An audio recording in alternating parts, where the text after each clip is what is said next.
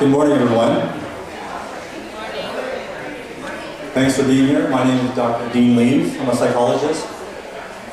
I do testing, diagnosing, and treatment. And right now, I'd like to give all of us an IQ test. Okay? An informal IQ test. So please work with me. All right. So please remember your attention then. All right, so what goes next? There's 1, 2, 3, 4, 5, 6. What goes next in the sequence of numbers? 7. Now, who here thinks it's 7? Raise your hand.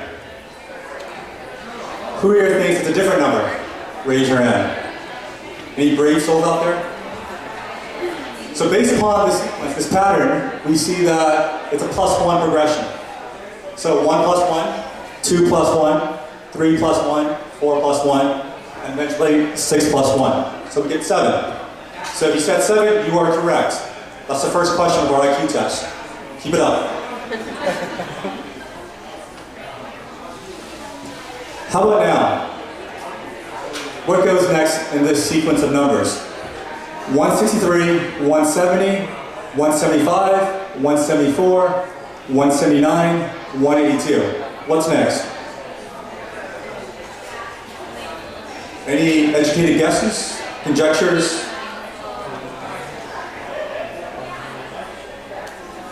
Any mathematicians in the house? 184? Okay, that's a pretty good guess. Okay. Based upon this progression, we can see the numbers are getting bigger, right? Okay. The actual number is 185. Okay, so that's pretty close to 184. Okay. We can see that even though there's no linear progression of +1, but the numbers are getting bigger. Okay, from 163 to 185.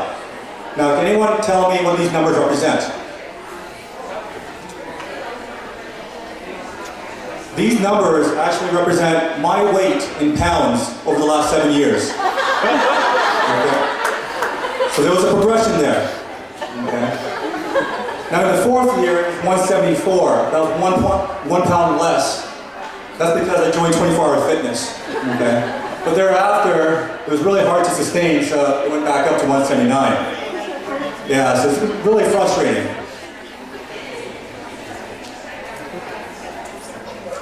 How about now?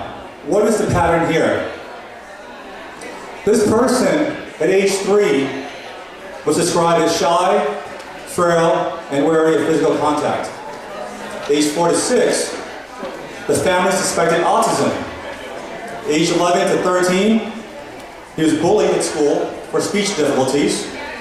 Age 13, he was diagnosed with depression and selective mutism, which is basically an anxiety disorder in which speaking is inhibited in certain conditions. Age 14 to 18, he was in special ed, so there were certain cognitive deficits. Age 19 to 21, his professor said his college writing was kind of weird or disturbing, and his behavior was disturbing. So what happened next at age 23? He got fired and he became homeless. That's a good guess, Danielle.